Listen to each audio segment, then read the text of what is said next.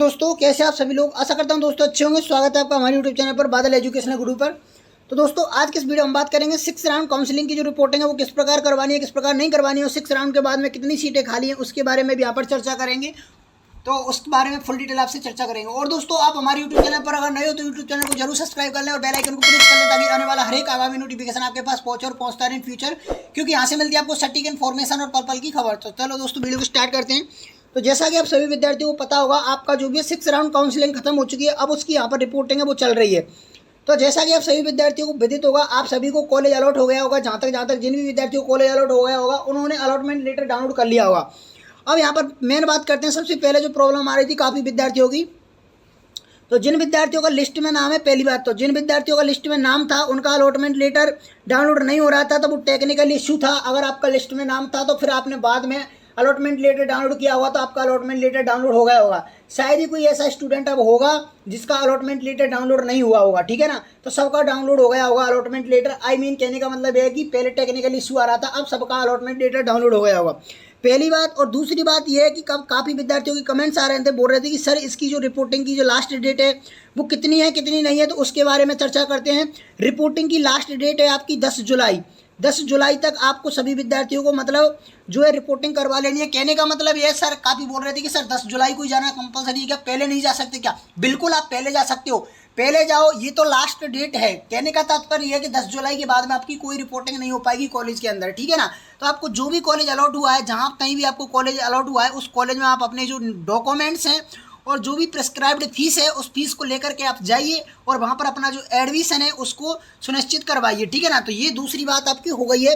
यहाँ पर जो है आपका जो किस तरह से जो है लास्ट डेट है, किस तरह से लास्ट डेट नहीं है, उसके रिगार्डिंग यहाँ पर जो आपका हो गया है।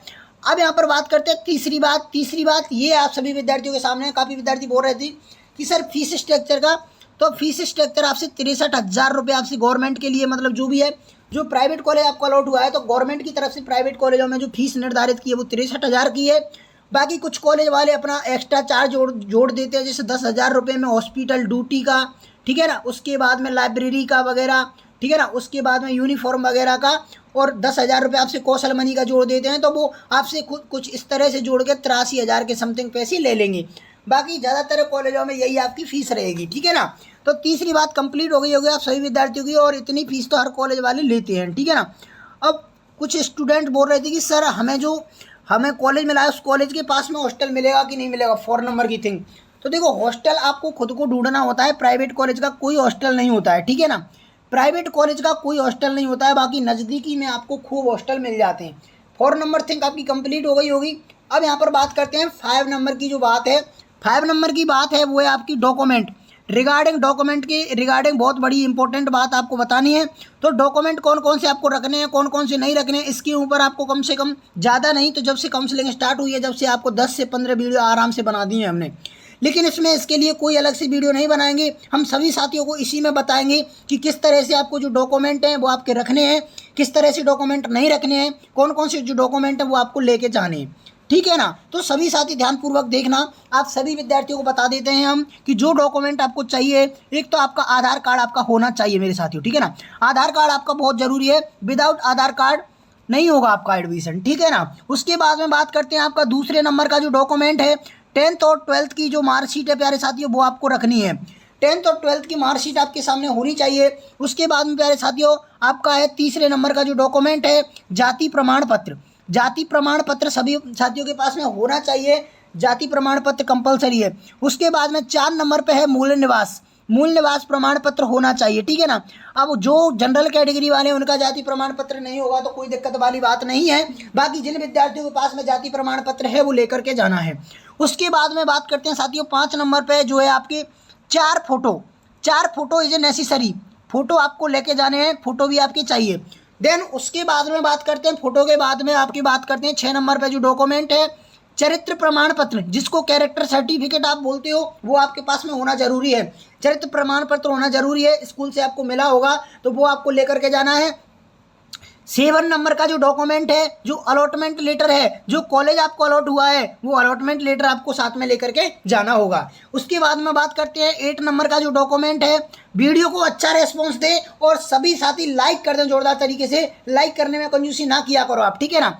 देन उसके बाद में बात करते हैं आपका जो भी है टीसी, ट्रांसफर सर्टिफिकेट। आप जहाँ से भी कॉलेज से आप मतलब कॉलेज से आते हैं, काफ़ी विद्यार्थी स्कूल से आते हैं, तो वो आपको बनवाना होगा 8 नंबर पे।